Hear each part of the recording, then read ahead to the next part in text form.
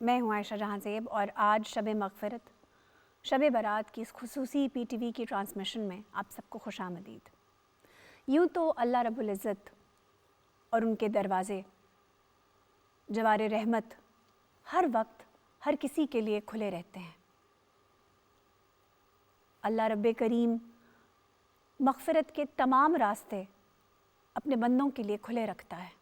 وہ کہتا ہے کہ کوئی مایوس نہ ہو، کوئی مایوس نہ ہو میری رحمت سے۔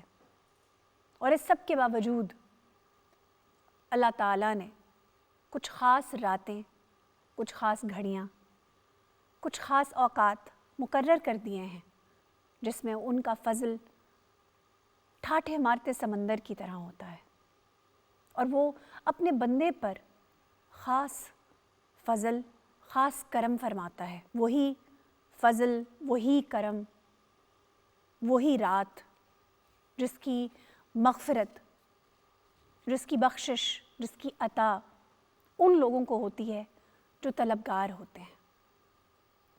یوں تو اللہ نے سال کے 12 مہینے ہی عبادت کے لیے اور پرہیزگاری کے لیے رکھے ہیں، لیکن 4 ماہ ایسے ہیں، رجب، شعبان، رمضان اور محرم، یہ وہ مہینے ہیں جن میں خاص مغفرت بندوں کے لیے عطا ہوتی ہے۔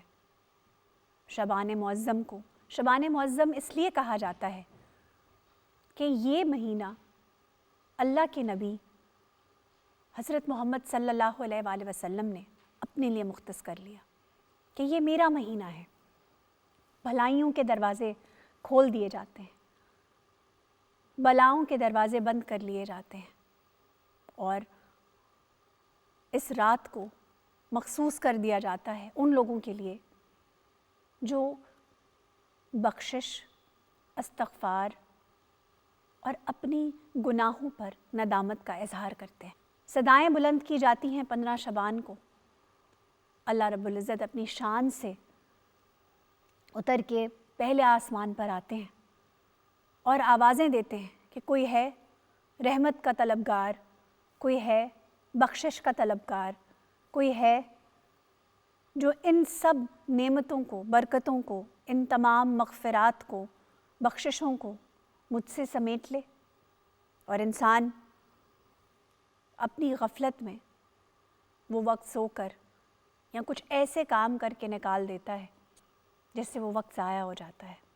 حضرت عائشہ صدیقہ سے روایت ہے کہ 15 شعبان کو وہ کیا دیکھتی ہیں کہ حضرت محمد صلی اللہ علیہ وآلہ وسلم جنت بقیع میں موجود ہیں، اور فرماتے ہیں کہ اللہ تعالیٰ 15ویں شعبان کو اپنی شان کے حساب سے آسمان پر نزول اپنی رحمتوں کا فرماتا ہے، اور قبیلہ بنو کلب ان کی بکریوں کے بالوں سے زیادہ تعداد میں انسانوں کی مغفرت فرماتا ہے۔ وہ رب جو ہر وقت بخشش کرتا ہے، وہ رب جو ہر وقت آپ کی مغفرت کے لیے آپ کو راستے دیتا ہے، اس نے 15 شعبان آپ کے لیے مغفرت رکھی ہے۔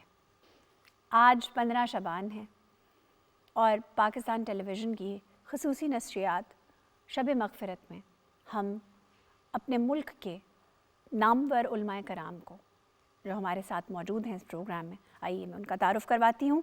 ہمارے ساتھ سب سے پہلے موجود ہیں مفتی محمد طاہر تبسم قادری صاحب، معروف عالم دین ہیں۔ السلام علیکم سر۔ وعلیکم السلام ورحمۃ اللہ۔ ان کے ساتھ تشریف فرما ہیں ڈاکٹر اعجاز احمد، آپ استاد ہیں اسلامک اسٹڈیز کے۔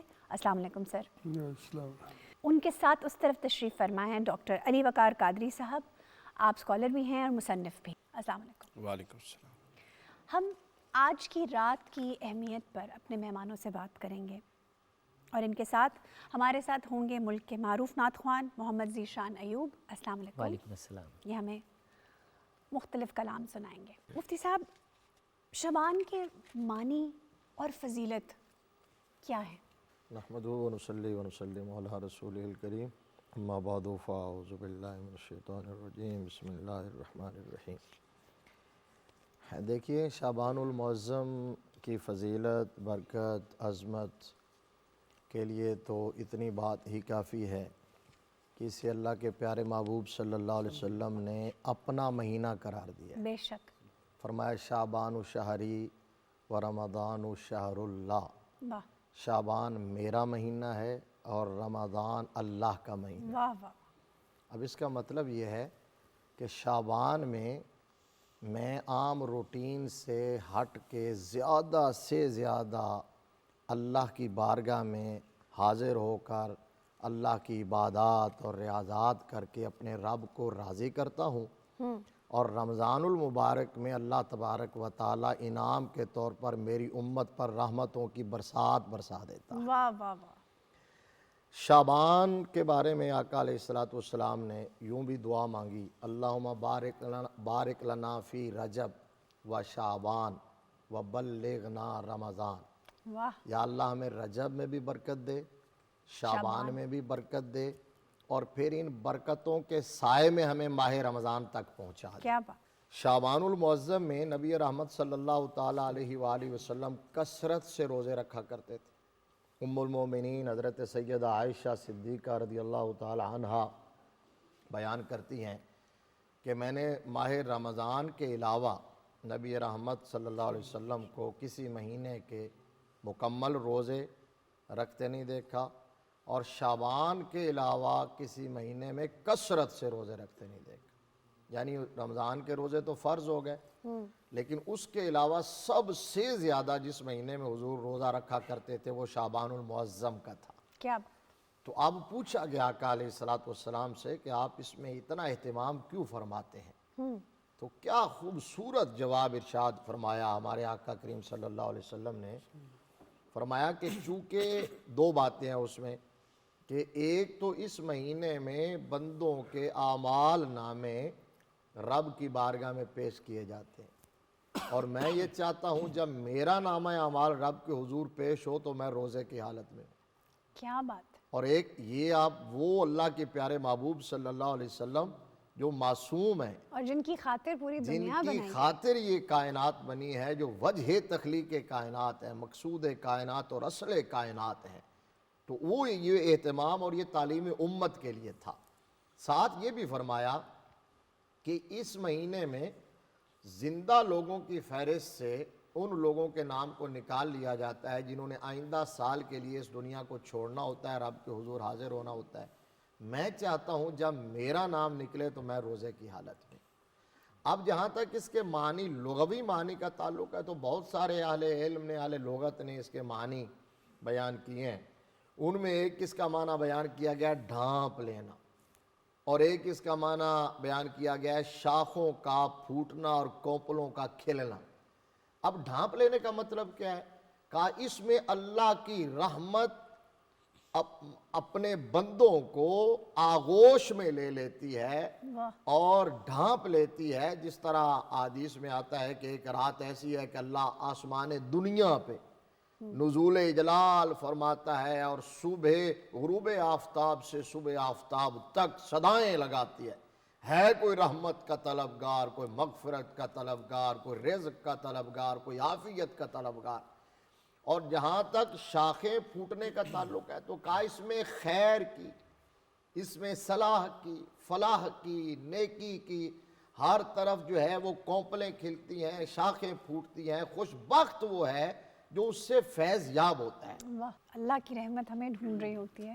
یوں تو اللہ رب العزت ویسے ہی مغفرت کا گہوارہ ہے اپنے بندوں کے لیے۔ سر، شعبان کو نبی کریم صلی اللہ علیہ وآلہ وسلم نے اپنا مہینہ قرار دیا، اس کی حکمت کچھ تو مفتی صاحب نے بیان کی، کچھ میں آپ سے چاہوں گی آپ تھوڑی روشنی اس پہ ڈالیے۔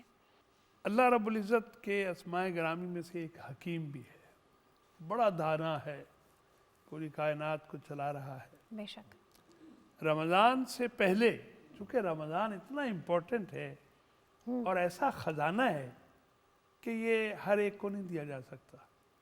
ہاں، جو اس کے لیے تیاری کریں گے، جو اپنے قلب کو، اپنے ذہن کو اس کے استقبال کے لیے بچھا دیں گے، واہ، شعبان اس تیاری کا مہینہ ہے۔ اور اس میں جو بکثرت روزے رسول اکرم صلی اللہ علیہ وسلم نے رکھے ہیں وہ بھی تیاری کے ضمن میں۔ ایک روایت کے مطابق 15 شعبان تک، نصف اول جو ہے شعبان کا، آپ مسلسل روزہ رکھ لیتے تھے، اور پھر بعد میں ترک بھی کیا تعلیم امت کے لیے، چونکہ آپ کا ہر کام اللہ کے قرب اور تعلیم امت کے لیے، تو آپ اس میں روزہ جو ہے وہ ترک بھی فرماتے تھے تاکہ رمضان کی اچھی تیاری ہو سکے۔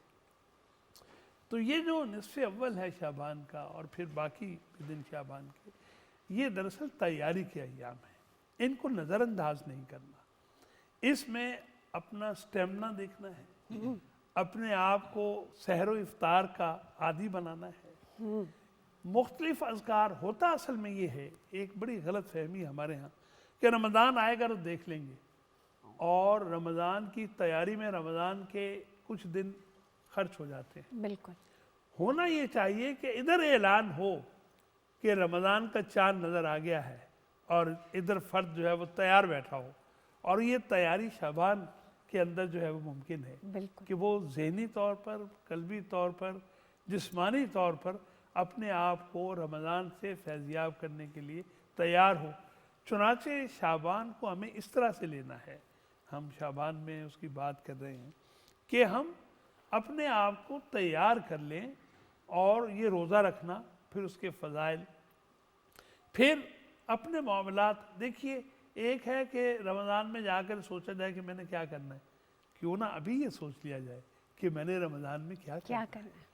میں نے خریداری پر وقت ضائع کرنا ہے، یا میں وہ ان دنوں میں اپنے کام نمٹا لوں، میں نے اپنی زبان کو ذکر کا جو عادی بنانا ہے وہ رمضان میں پریکٹس شروع کروں گا یا ابھی کر لوں۔ بالکل چنانچہ جتنی تیاری اچھی ہوتی ہے پیپر اتنا اچھا ہوتا ہے۔ بالکل رمضان سے پہلے شعبان معظم یہ تیاری کے دن ہے، یہ اپنے آپ کو تیار کرنا رمضان میں داخل ہونے کے لیے، اس کی برکات اور فیوز کو سمیٹنے کے لیے۔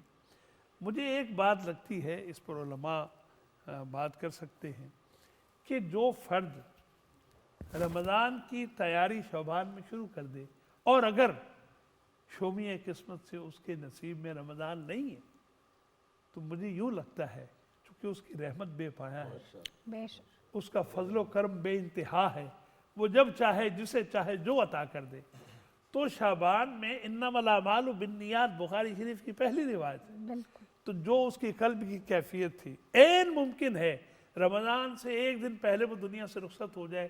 مجھے یوں لگتا ہے اللہ اپنے فضل و کرم سے اس کو ایسے اجر و ثواب سے نواز سکتا ہے جیسے اس نے پورا رمضان ایک متقی ترین فرد کی حیثیت سے گزارا ہے۔ کیا تو خوبصورت بات۔ یہ اللہ کا فضل ہے، نہیں، اس کی رحمت ہے، یہ ایام ہمیں ان سے فیضیاب ہونا چاہیے۔ ڈاکٹر صاحب، نبی کریم صلی اللہ علیہ وسلم ہمارے لیے ان کی سیرت سب سے بڑی چیز ہے، ان کے شعبان میں کیا معاملات رہتے تھے؟ دیکھیے، حضور نبی اکرم صلی اللہ علیہ وسلم کا جو مزاج ہے وہ اپنی عطا میں، اپنی جود میں، اپنی سخا میں اللہ کا مزاج ہے، بے شک ٹھیک ہے نا؟ چونکہ حدیث پاک ہے نا کہ تخلقوا باخلاق اللہ، اپنے آپ کو اللہ کے اخلاق سے مزین کرو۔ بالکل تو اگر کوئی زمین پر ایک فرد ہے جس نے سر سے پیر تک اپنے آپ کو الوہی اخلاق سے، انسان اور بشر ہوتے ہوئے اپنے اخلاق کو اتنا مصفہ، مزکہ اور الوہی اخلاق سے مزین کر لیا، تو وہ رسول اللہ صلی اللہ علیہ وسلم کی ذات ہے۔ سلام۔ تو لہٰذا جب پوری کا پورا وجود الوہی اخلاق سے مزین ہو چکا، تو پھر اب ہم نے یہ دیکھنا ہے کہ جو وہ مبارک ہستی ان دنوں میں کرتی ہے وہ اللہ کی منشا بھی ہے، اللہ کی رضا بھی اسی کے اندر ہے، یعنی منشا چاہت ہے، اللہ چاہتا ہے کہ یہ ہو، اور اسی میں پھر وہ اپنی رضا بھی چھپا کے رکھا ہوا ہے کہ یہ کرو گے تو رضا ہو جائے گی۔ حضور نبی اکرم صلی اللہ علیہ وسلم رمضان کی تیاری شعبان میں شروع فرماتی۔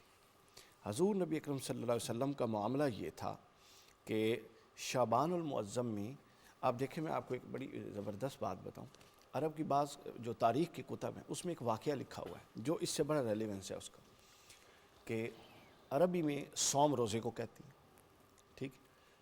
تو عرب میں جب جنگیں ہوتی تھی تو وہ ہر گھوڑے کو جنگ میں نہیں دوڑاتے تھے، بلکہ انہوں نے بڑے بڑے میدان بنائے ہوئے تھے، استبل، اور ان میں شدید گرمی کے دنوں میں گھوڑوں کو باندھتے تھے اور اس میدان میں گھوڑوں کی دوڑ لگواتے تھے، اور اس کے بعد وہ لوہے کی سٹیمپ ہوتی تھی اس کو گرم کر کے گھوڑوں پہ لگا دیتے تھے کہ یہ گھوڑا اس بھوک، اس پیاس میں اس شدت کو برداشت کر کے یہ سب کچھ مراحل گزر سکا ہے، لہٰذا یہ اس لائق ہے کہ اس کو میدان جنگ میں استعمال کیا جائے گا، اور جو بس ہو جاتی جس کی اس کو ایک طرف کر لیتے تو 2 استبل بنتے، تو جس کو وہ تیار کرتے اس کو کہتے الخیل الصائم، یہ روزے دار گھوڑا ہے۔ یعنی اب یہ میدان جنگ میں اتر کے تیار ہو گیا ہے اترنے کے لیے، اب اس پر اعتماد کیا جا سکتا ہے کہ یہ درمیان میں دغا نہیں دے گا، تو لہٰذا ہم نے اس تیاری کے ساتھ آگے بڑھنا ہے کہ ہم رمضان المبارک میں اتر جائیں۔ دوسری بات جو اس حوالے سے ہے، اللہ تعالیٰ کے رسول اور شعبان، ان 3 میں ایک چیز کامن ہے، اللہ کی ساری صفات پر اس کی رحمت غالب ہے، رسول اللہ صلی اللہ علیہ وسلم کی پوری سیرت اور ہر پہلو پر رحمت للعالمین کی شان غالب ہے، بے شک۔ اور شعبان کے اندر ساری خصوصیات کے ساتھ اللہ کا غیر معمولی طور پہ اپنے بندوں پر رحمت فرما ہونا اور کرم فرما ہونا یہ غالب ہے۔ تو یہ 3 چیزیں مل جاتی ہیں، یعنی اللہ کی بھی شان جو ساری شانوں پر غالب ہے، رسول اللہ کی بھی شان جو ساری شانوں پر غالب ہے، اور شعبان کی بھی صفات جو ساری صفات پر غالب ہے وہ رحمت ہے۔ تو لہٰذا 2 کام کرنے ہیں، ایک خود کو اس رحمت کے مستحق اپنے آپ کو اس قابل کرنا ہے کہ ہم اس دائرہ رحمت کے اندر آ جائیں، ان چیزوں سے بچنا ہے جو اس دائرہ رحمت میں لانے سے ہمیں رکنے والی ہیں، ایک تو یہ کام کرنا۔ دوسرا، جس طرح اللہ ہمارے لیے رحمت بنا ہے، رسول ہمارے لیے رحمت بنے ہیں، اور شعبان ہمارے لیے رحمت بنا ہے، ہمیں بھی انسانیت کے لیے اسی طرح رحمت بننا ہے۔ یہ نہیں ہو سکتا کہ آپ ظالم اور ظلم پر مبنی رہیں اور امید رحمت لگا کے بیٹھیں، بالکل یہ نہیں ہو سکتا کہ آپ تنگ لوگوں پر کریں اور بیٹھ کے مصلے پر اللہ سے دعائیں مانگیں کہ مولا مجھے معاف کر دے، یہ کیسے ہو سکتا ہے؟ بھئی تنگ اس کو کیا ہے، معافی اللہ سے مانگ رہے ہو، جس کو حق مارا ہے تو اس کو حق دو، اس سے معافی مانگو تو اللہ معاف کرے گا۔ بالکل۔ تو لہٰذا یہ آپ کی شخصیت سازی کا پروسیس ہے کہ آپ نے اپنی شخصیت بندی یہاں سے شروع کر دینی ہے کہ جو آپ اللہ سے چاہتے ہیں کہ اللہ آپ سے معاملہ کرے، وہ معاملہ آپ اللہ کے بندوں سے خود سے کرنا شروع کر دیں، اللہ تعالیٰ بھی آپ سے وہی معاملہ کرے گا۔ یعنی شعبان معظم کو سیلف ریفلیکشن کا مہینہ کہا جا سکتا ہے کہ آپ اپنے اندر جھانکیں اور دیکھیں کہ آپ لوگوں کے ساتھ کیا معاملہ کر رہے ہیں، اور اسی معاملے کی آپ توقع پھر اپنے رب کریم سے بھی یہ صفائی کا مہینہ ہے نا، اوپر سے نیچے تک آپ نے اپنی صفائی کرنی ہے، ذہن میں کوئی ایسا خیال ہے تو اس کو صاف کریں، کیا بات۔ دل میں کوئی ایسی طلب ہے تو اس کو صاف کریں، تو انشاءاللہ اللہ بھی پھر مددگار ہو جائے۔ میں ذیشان ایوب صاحب سے کہوں گی کہ کوئی ہمیں کلام سنائے۔ کرم مانگتا ہوں، عطا مانگتا ہوں، الہی میں تجھ سے دعا مانگتا ہوں، کرم مانگتا ہوں، عطا مانگتا ہوں، الہی میں تجھ سے دعا مانگتا ہوں، عطا کر دے شان کریمی کا صدقہ، دلا دے الہی رحیمی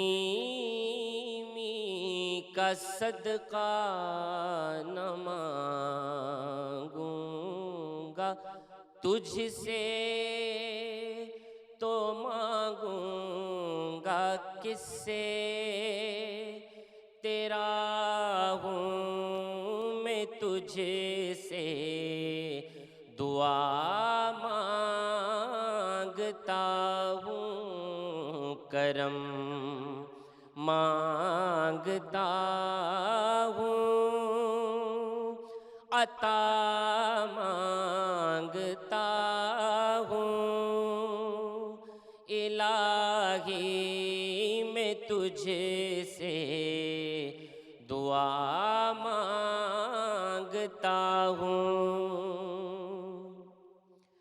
میرے مولا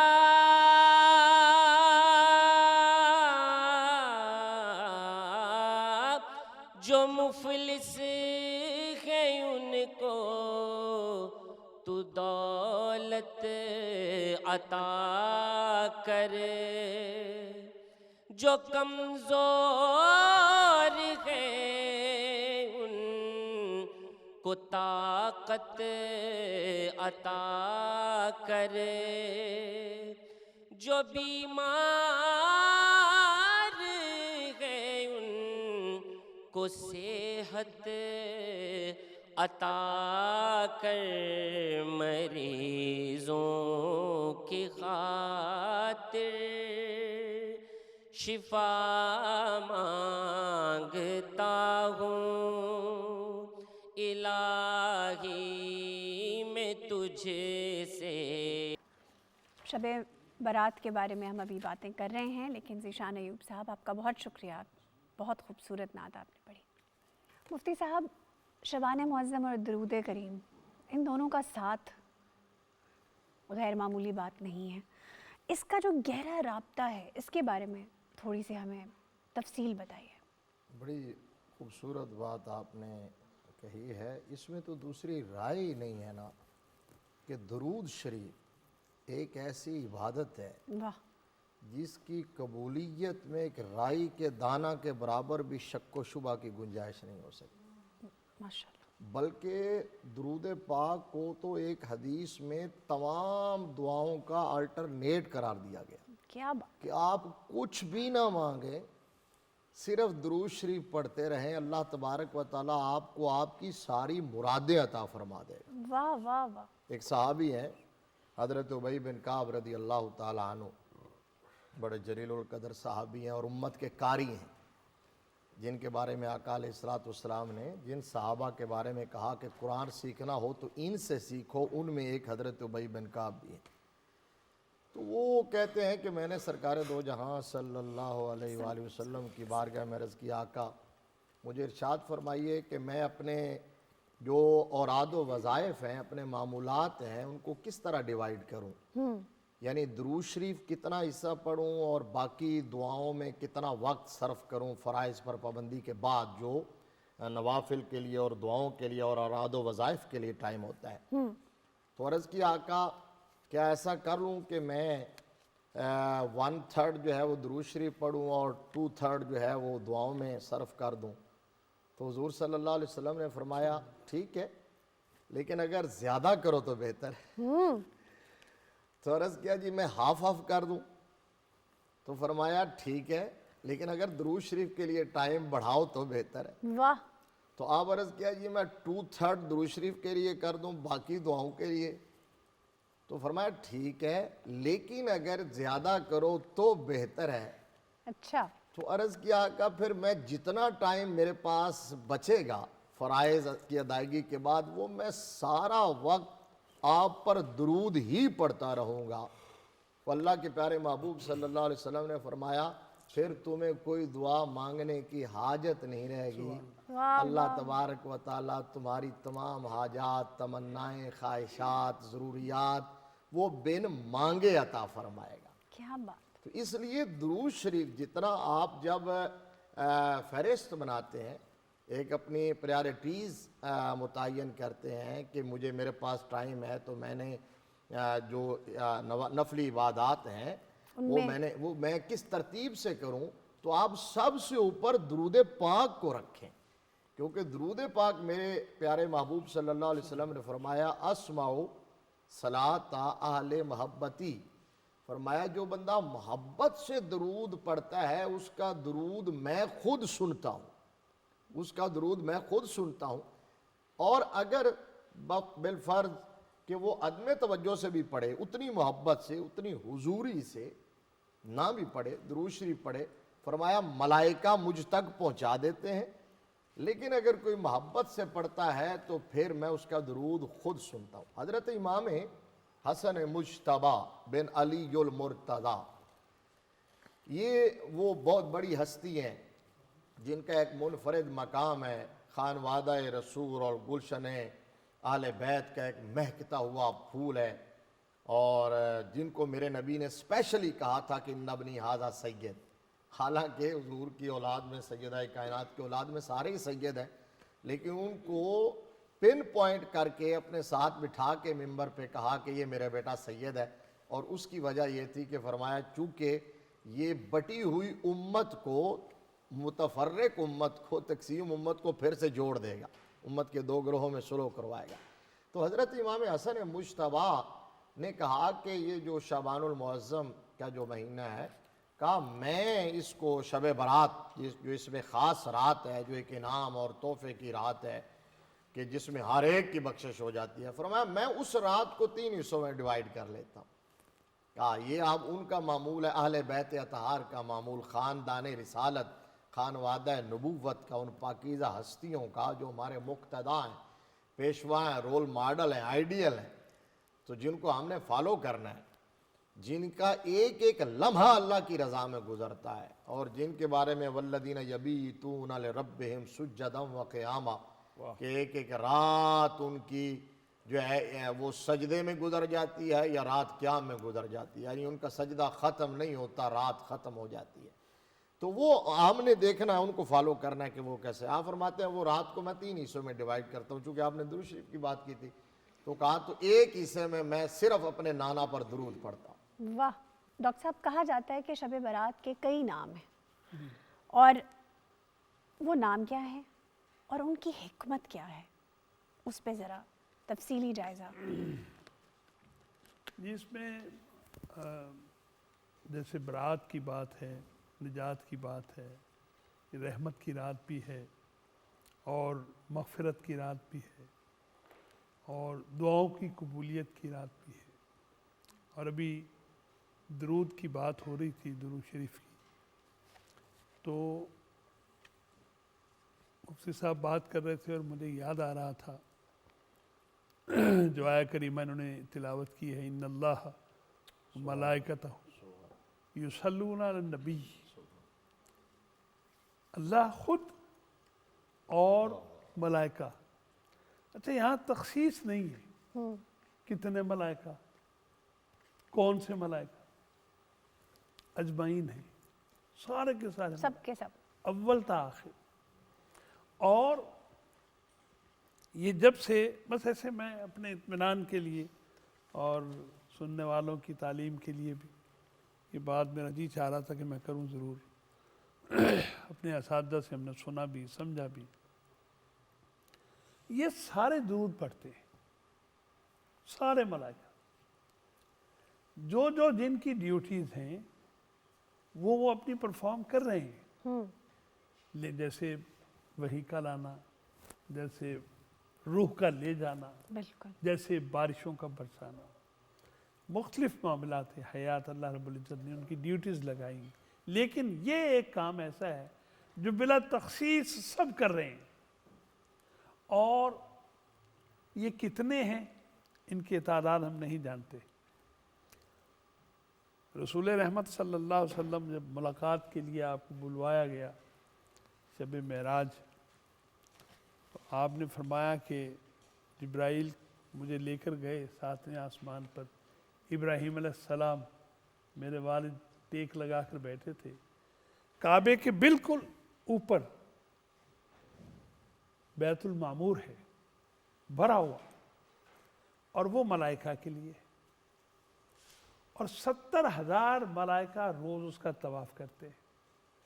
اور جب سے یہ سلسلہ جاری ہے تب سے لے کر جبرائیل نے کہا کہ جو ایک مرتبہ طواف کر لیتا ہے قیامت تک اس کی دوبارہ باری نہیں آئے گی۔ ملائکہ کی تعداد کا اس سے ہم اندازہ کریں نا، اور قرآن کہہ رہا ہے ان اللہ و ملائکۃ، یہ سارے فرشتے ان کا جو وظیفہ حیات ہے وہ درود پاک ہے، تو یہ سارے کے سارے اس کام میں مصروف ہیں، مشغول ہیں۔ تو اگر یہ اللہ رب العزت نے ان کے لیے پسند کیا اور آگے فرمایا کہ یا ایھا الذین آمنوا صلوا علیہ وسلموا تسلیما، ہمیں بھی یہ حکم ہے۔ ابھی وقت کی تقسیم کے حوالے سے درود شریف پڑھنے کی بات ہو رہی تھی، تو اگر ساری زندگی کا وظیفہ یہ ایک ہی بات بن جائے سبحان اللہ، تو پھر کچھ اور کہنے کی ضرورت ہی نہیں رہتی۔ اللہ تعالیٰ بڑا باریک بھی ہے اور وہ لطیف ہے، وہ دیکھتا ہے کہ مانگنے والے کی جو طلب ہے اس کی کیفیت کیا ہے۔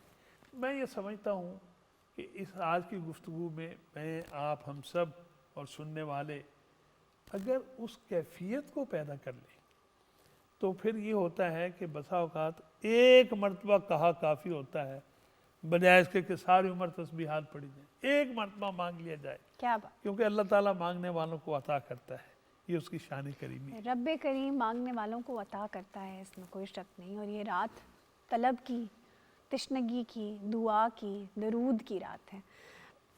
شب برات کے بہت سے نام ہیں، ان کی حکمت اور ان کے نام، ان پہ ذرا تھوڑی روشنی ڈالیے سر۔ اس رات کے بہت سارے نام احادیث کی کتب کے اندر، اور پھر خاص طور پہ جو مفسرین نے بعض آیات کی توجیہ اس حوالے سے کی ہے، انہوں نے بیان کی ہیں۔ اس کا ایک نام آتا ہے شب براعت، بری ہونے کی رات، جس رات اللہ اپنے بندوں کو جہنم کی آگ سے بری کر کے جنت کا پروانہ دے دیتا ہے، واہ واہ واہ، اپنے غضب سے بری کر کے اپنی رحمتوں کا پروانہ دے دیتا ہے۔ پھر اس کا ایک نام لیلۃ الرحمہ بھی رکھا گیا کہ غیر معمولی اللہ کی رحمت اپنے بندوں پر کار فرما ہوتی ہے اس رات۔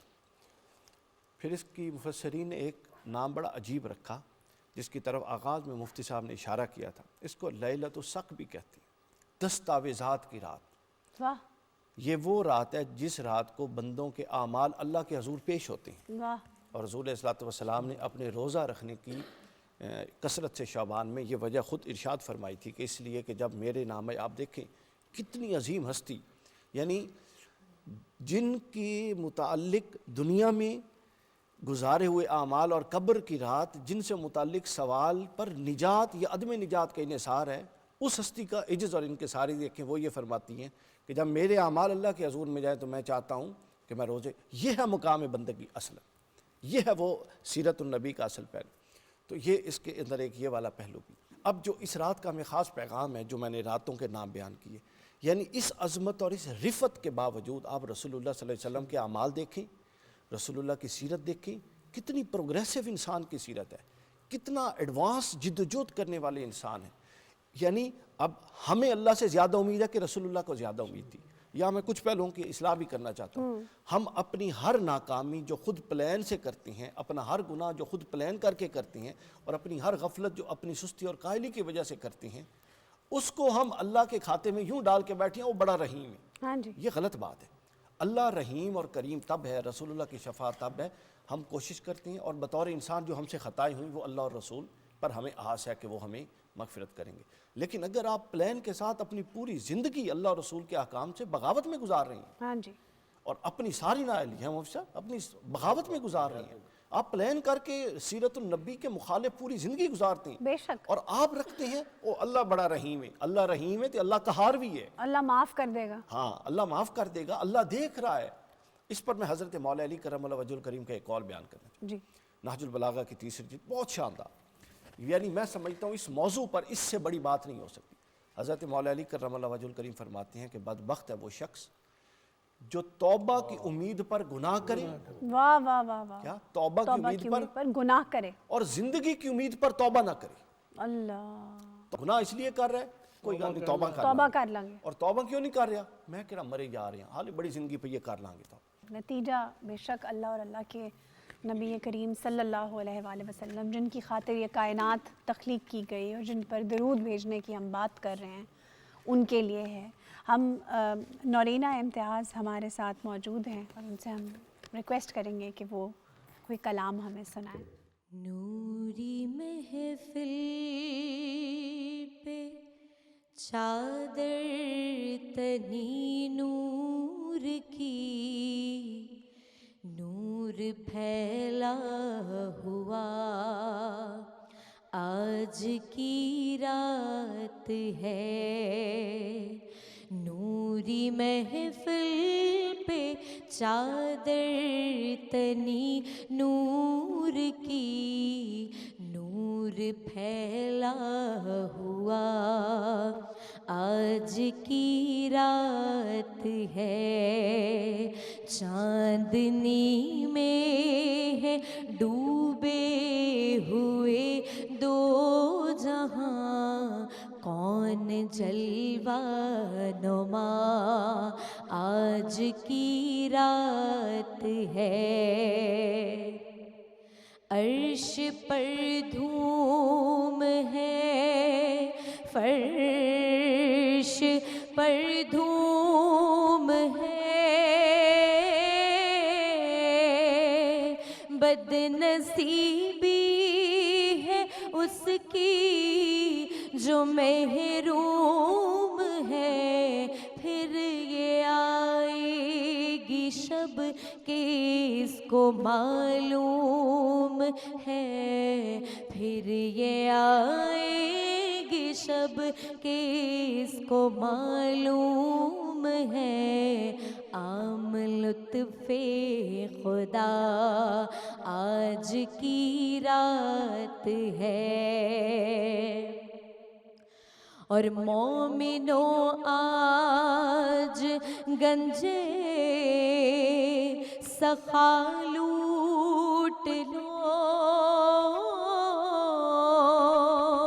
لوٹ لو اے مریضوں شفا لوٹ لو آسیو رحمت مصطفیٰ لوٹ لو آسیو رحمت مصطفیٰ لوٹ لو باب رحمت کھلا آج کی رات ہے ابر رحمت ہے محفل پہ چھائے ہوئے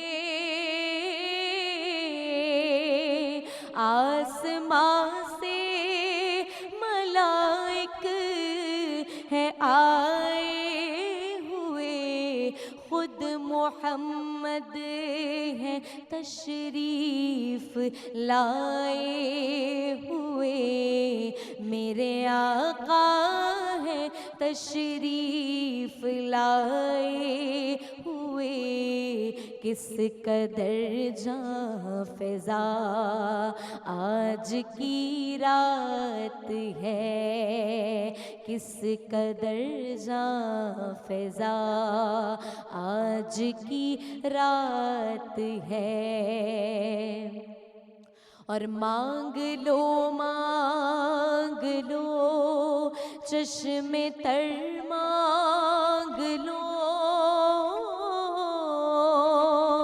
درد دل اور حسن نظر مانگ لو کملی والے کی نگری میں گھر مانگ لو کملی والے کی نگری میں گھر مانگ لو عام لطف خدا آج کی رات ہے چاندنی میں ہے ڈوبے ہوئے دو جہاں کون جلوہ نما آج کی رات ہے نوری محفل پہ چادر تنی نور کی نور پھیلا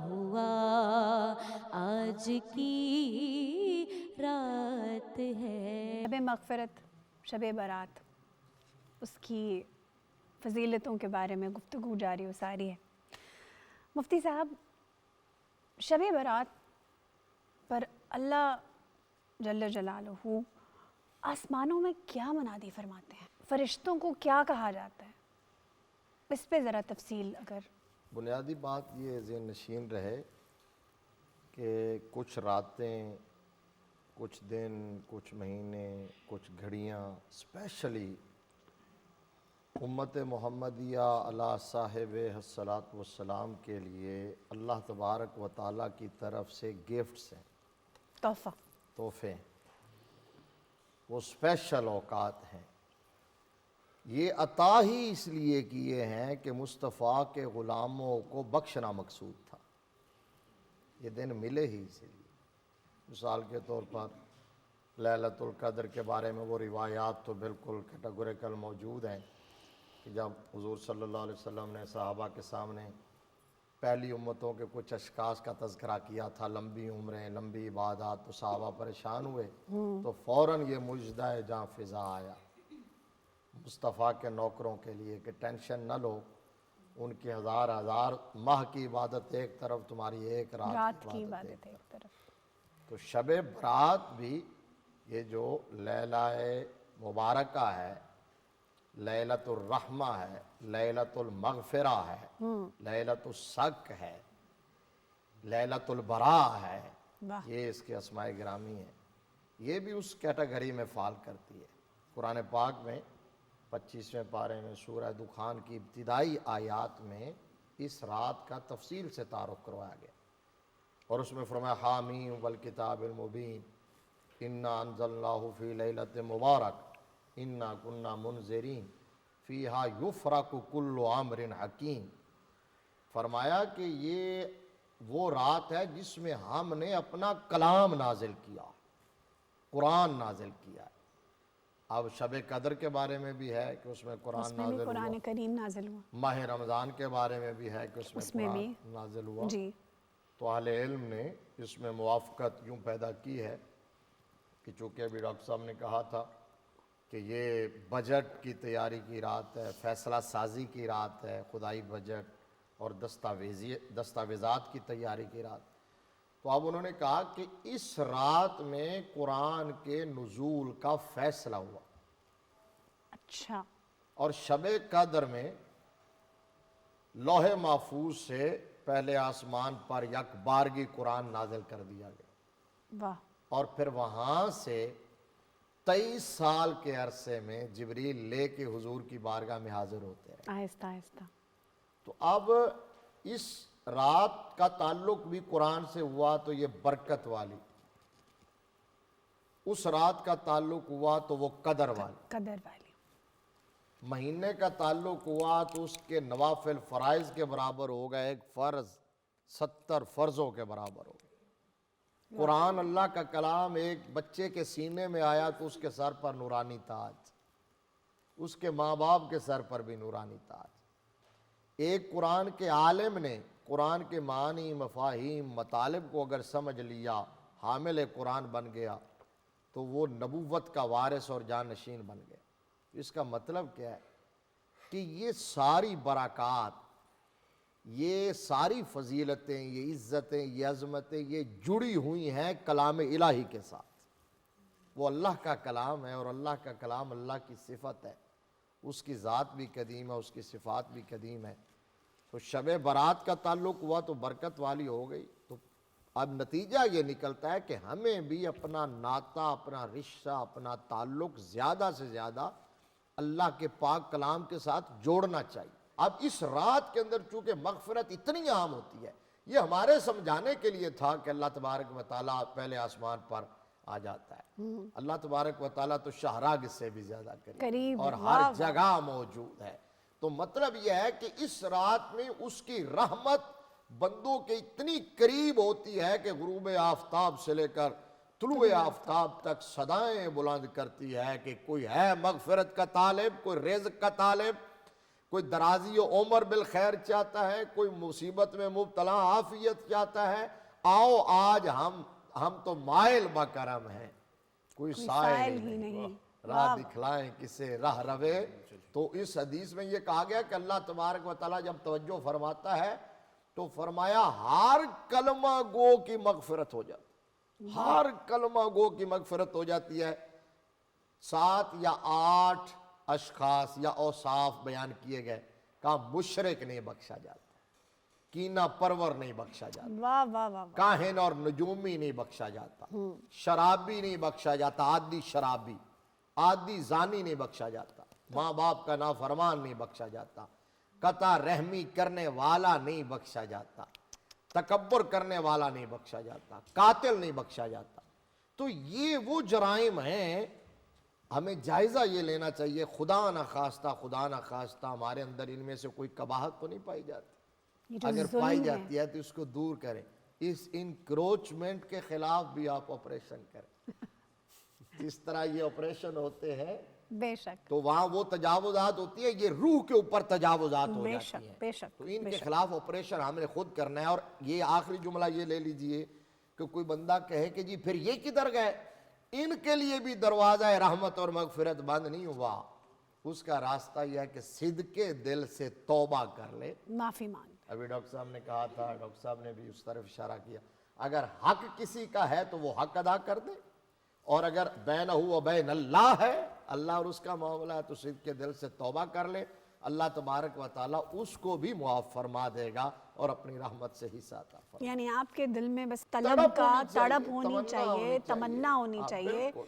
और फिर रब आपको अपनी बिल्कुल, रजा आप- से उधर से कोई देर नहीं है, हमारी तरफ देर से होती है। वाह वाह। यहाँ सिर्फ एक जो आंख से आंसू एक टपकता है वो जहन्नम की आग बुझा सकता है। क्या आप लौटें तो सही, आप पलटें तो सही। डॉक्टर साहब, नबी करीम सल्लल्लाहु अलैहि वसल्लम की इस रात में क्या मसरूफियात होती थी?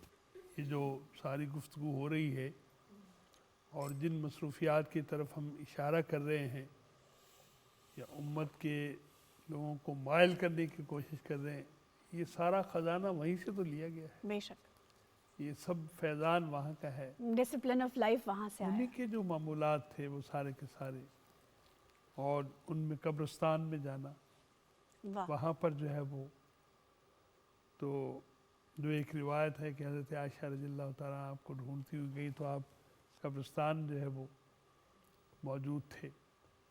दुआएं, ये जो जिस पर हम सभी दोस्तों की बात सुन भी रहे हैं, मैं भी गुजारिश कर रहा हूँ, ये दुआ है ना लफ्ज़ हमारे यहाँ, ये रह गई रस्म अज़ां रूह बिलाली ना रही वाली कैफियत है।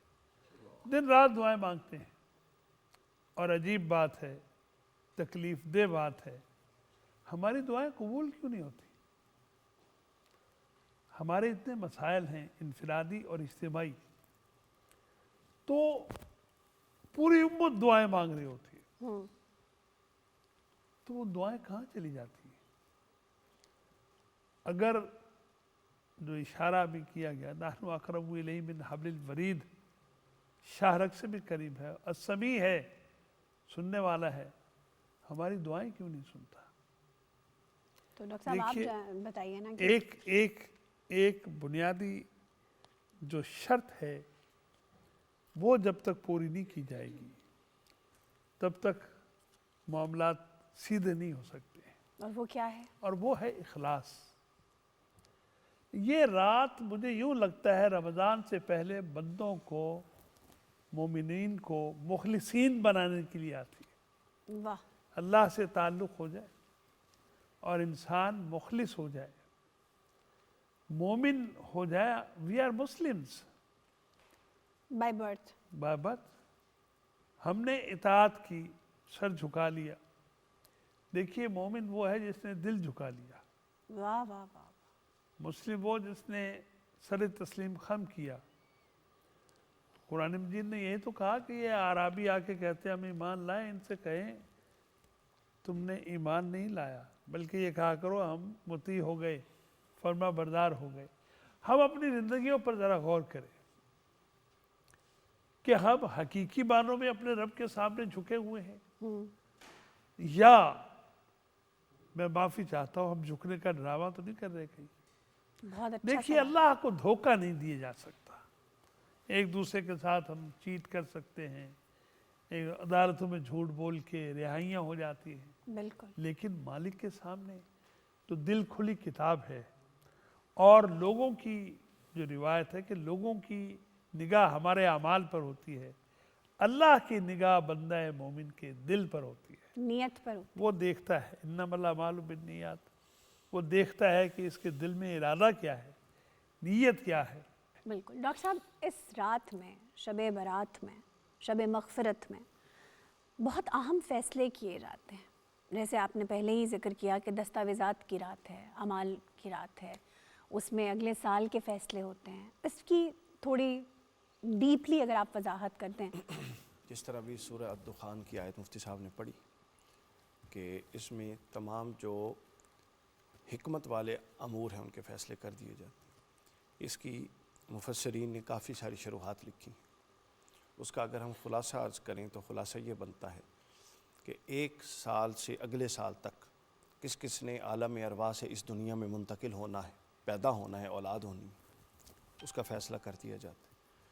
اس کے بعد اگلے سال تک کس کس نے اس دوران سال کس وقت، کس کیفیت میں، کس ساعت میں، کس حالت میں اللہ کے ہاں چلے جانا ہے اور موت واقع ہونی ہے، اس کا فیصلہ ہو جاتا ہے. اس کے بعد رزق کی تقسیم کا فیصلہ ہو جاتا ہے، بیماری اور شفا کے فیصلے ہو جاتے ہیں، اولاد کے فیصلے ہو جاتے ہیں. یہ سب فیصلے جو اہم ترین ہیں ہماری زندگیوں سے متعلق، ہدایت و گمراہی کے فیصلے ہو جاتے ہیں. یعنی یوں کہا جائے ڈاکٹر صاحب کہ قسمت کے فیصلے بالکل اس رات کو قسمت کے فیصلے ہو جاتے ہیں. اچھا، اب دوسرا جو ہے اس رات کے حوالے سے اہم ترین ہے جو بات سمجھنے کی ہے ان فیصلوں کے حوالوں سے کہ اتنے اہم فیصلے ہو رہے ہیں. آپ بتائیں، ہم اگر کسی عدالت میں ہمارا چھوٹا سا کیس لگا ہوا ہو تو آپ سمجھ سکتی ہیں کہ کیا کیفیت ہوتی ہے انسان کی، کہ نہ جانے کیا فیصلہ ہوتا میں ہے، سمجھ سکتی پریشان ہوتی ہیں. اتنے فیصلے ہمارے بالکل اب 11th آور کھڑے ہیں، اب وہ فیصلے ہونے والے ہیں اور ہم کوئی مضطرب نہیں ہیں، ہمارے یہاں کوئی پریشانی نہیں ہے، بے خبر ہیں. بے خبر ہے. ہم نے اس کو کتنا لائٹ لیا ہوا ہے، فار گرانٹیڈ لیا ہوا ہے. یہ کیفیت اللہ تعالیٰ کو پسند نہیں ہے.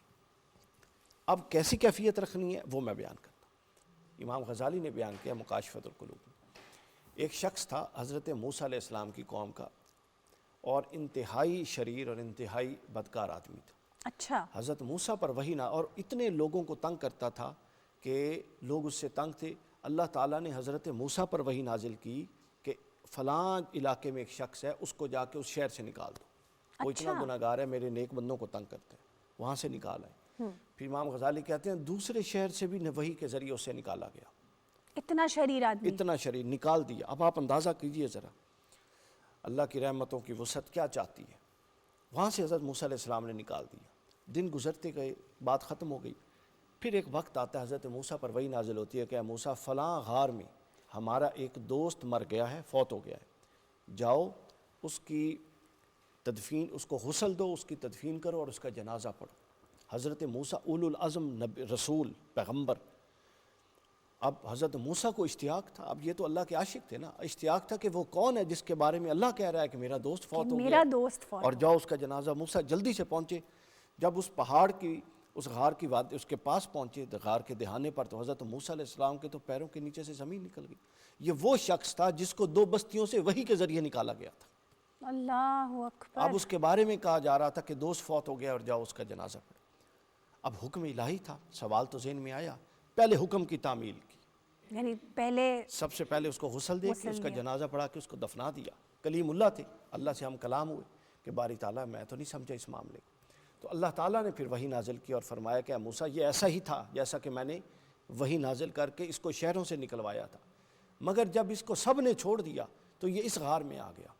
اور پھر اس نے مجھے کہا کہ اے باری تعالیٰ، اب سب مجھے چھوڑ چکے ہیں، کیا تو بھی مجھے چھوڑ چکا ہے؟ واہ واہ واہ. تو یہ میری شان نہیں کہ میں بندے کو چھوڑوں. پھر اس نے مجھ سے کہا کہ اب سب مجھ سے رخ موڑ چکے ہیں، کیا باری تعالیٰ تو بھی مجھ سے رخ موڑ چکا ہے؟ اے موسیٰ، یہ میری شان نہیں تھی کہ میں اس کو اپنے بندے سے رخ موڑوں. اور پھر اس نے یہ کہا کہ اے باری تعالیٰ، اب کوئی میرا مددگار نہیں، کیا میں اپنے آپ کو تیرے رحم و کرم پہ بھی نہیں چھوڑ سکتا؟ تو اللہ نے فرمایا جب اس نے مجھ سے رحم کی بھیک مانگی تو یہ میرے رب ہونے میری شان کے خلاف تھا کہ میں اس کے لیے اپنی رحمت کے بازو نہ بچھاتا. تو لہٰذا جب بندہ اپنے آپ کو اللہ کے رحم و کرم پہ موسیٰ ڈال دیتا ہے تو پھر اللہ کا رحم و کرم اس کو ڈھانپ دیتا ہے پورا کا پورا. اپنے آپ کو اپنے رب کی رحمتوں کی موجوں پر چھوڑ دیا جائے اس رات کو. نورینہ صاحبہ، آپ سے گزارش کروں گی کہ کلام سنائیں، اور اس کے ساتھ ہی آپ کو شکریہ بھی کہوں گی کیونکہ بریک کے بعد ہمارے ساتھ ایک اور نعت خواں ہوں گے. میرے مولا کرم ہو کرم، میرے مولا کرم ہو کرم، میرے مولا کرم ہو کرم، مولا میرے مولا کرم ہو کرم. تجھ سے فریاد کرتے ہیں ہم، تجھ سے فریاد کرتے ہیں ہم، میرے مولا کرم ہو کرم مولا میرے مولا کرم ہو کرم میرے مولا کرم ہو کرم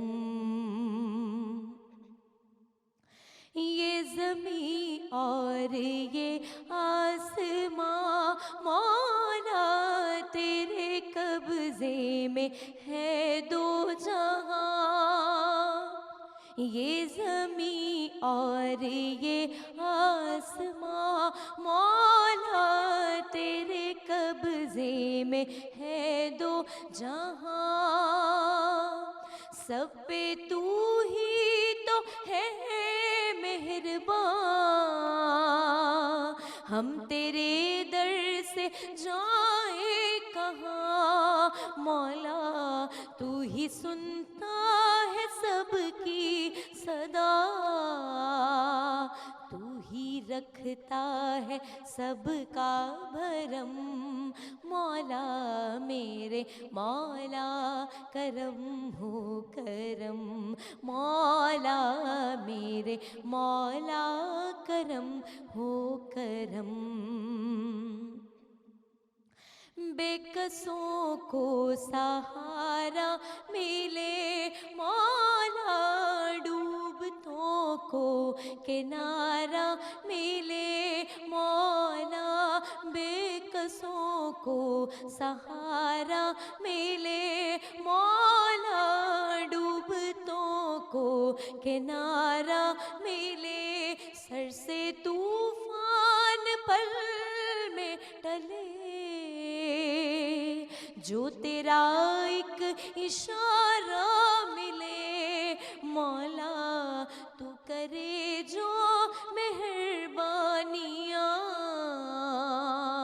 دور ہو جائے ہر ایک غم مولا میرے مولا کرم ہو کرم مولا میرے مولا کرم ہو کرم میرے مولا کرم ہو کرم مولا میرے مولا کرم ہو کرم تجھ سے فریاد کرتے ہیں ہم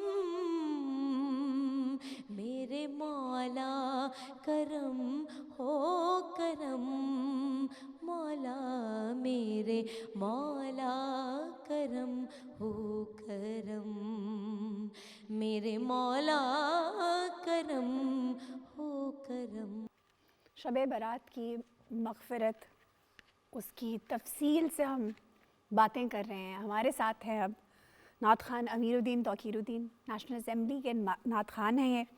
ان کے ساتھ دف پہ اعجاز علی اور فیاض علی. ویلکم جی.